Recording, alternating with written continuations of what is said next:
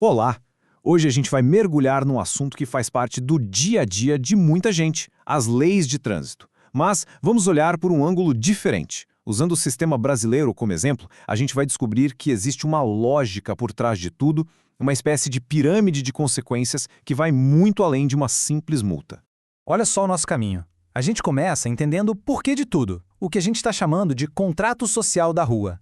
Depois, vamos subir a pirâmide das consequências, passando pelas infrações mais comuns, vendo que pode levar à perda da habilitação e chegando lá no topo, onde a coisa vira crime. E para fechar, a gente fala sobre o nosso papel nisso tudo. Vamos lá? Então, primeira parte, o contrato social da rua. Antes de entrar em multas, pontos, qualquer coisa, é fundamental entender a base. Por que existem essas regras? Bom, porque todos nós concordamos em segui-las para ter o mínimo de segurança e organização no trânsito. E aqui já vem a pergunta central de tudo.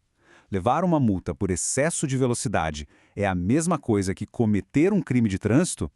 A resposta pode parecer óbvia, mas não é tão simples. Entender essa diferença, sabe, entre uma coisa que é administrativa e outra que é criminal, essa é a chave para entender todo o sistema. A ideia é a seguinte: quando uma pessoa recebe a carteira de motorista, a CNH, é como se ela estivesse assinando um acordo, um pacto com toda a sociedade. É um compromisso de seguir as regras, não só para se proteger, mas para proteger todo mundo ao redor. Afinal, circular em segurança na rua é um direito de todos. Vamos para a segunda parte, a pirâmide das consequências. Porque, claro, nem todo erro no trânsito tem o mesmo peso. E para a gente entender como o sistema lida com a quebra daquele contrato que a gente falou, a imagem de uma pirâmide ajuda muito a visualizar a lógica da coisa. É uma verdadeira escalada, né? Lá na base da pirâmide, a gente tem as infrações mais comuns, um desrespeito a uma regra. Subindo um degrau, as penalidades já ficam mais pesadas, como a suspensão da carteira. E lá no topo, no pico da pirâmide, a atitude é tão grave, tão perigosa, que deixa de ser só uma infração e vira um crime. Aí a conversa é outra. Então, para ficar bem claro, uma infração administrativa gera um processo com um órgão de trânsito, o Detran, por exemplo. O resultado é multa, pontos. Agora, um crime de trânsito, esse gera um processo na justiça, com juiz, promotor e que pode sim levar à prisão. São universos completamente diferentes. Terceira parte. Agora vamos explorar a base da nossa pirâmide. É aqui que moram as infrações do dia a dia. Aquelas que, infelizmente, a maioria dos motoristas já conhece ou pelo menos ouviu falar. O sistema é bem organizado. As infrações são divididas em 4 níveis: leve, média, grave e gravíssima. Cada uma tem uma pontuação e uma multa específica. Mas, atenção, existe o tal do fator multiplicador. Em algumas infrações gravíssimas, que são muito perigosas, o valor base da multa pode ser multiplicado por 3, 5 até 10 vezes. Mas olha que interessante, o sistema também tem um mecanismo, digamos, mais educativo. Se o motorista comete uma infração leve ou média e não teve nenhuma outra nos últimos 12 meses, essa multa pode ser convertida em uma advertência por escrito. A ideia aqui é claramente orientar antes de punir. Quarta parte. Agora a gente vai subir um degrau nessa pirâmide. É aqui que a situação começa a ficar mais séria e o direito de dirigir entra em risco de verdade. Isso aqui é bem importante de entender. O limite de pontos para ter a carteira suspensa não é sempre o mesmo. Ele é flexível. Um motorista que não comete infrações gravíssimas tem um limite de 40 pontos.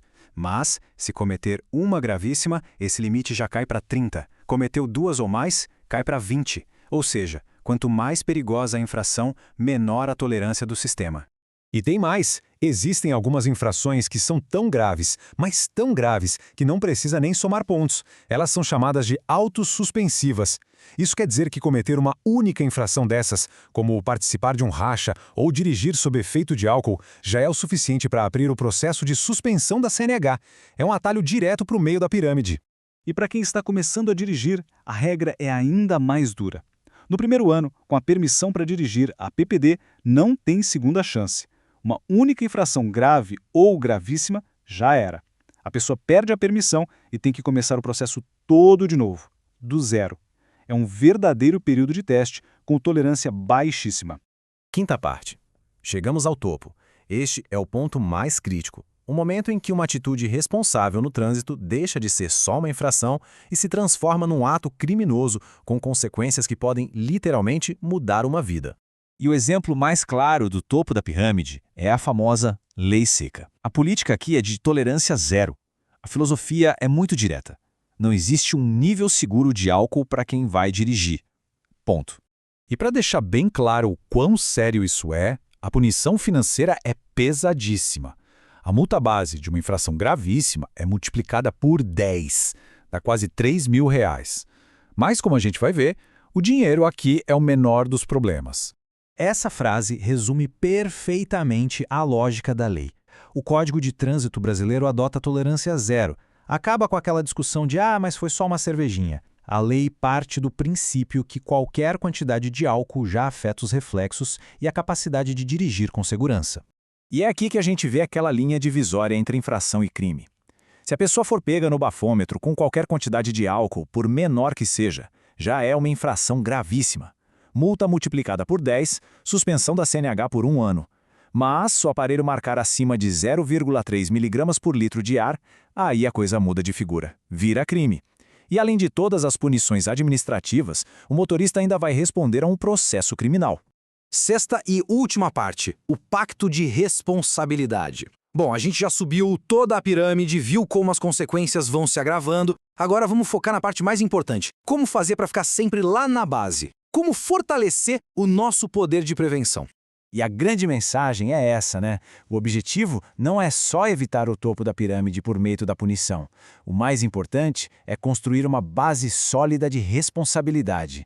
E isso se faz com consciência, com conhecimento das regras e, principalmente, com uma atitude de cuidado constante no trânsito.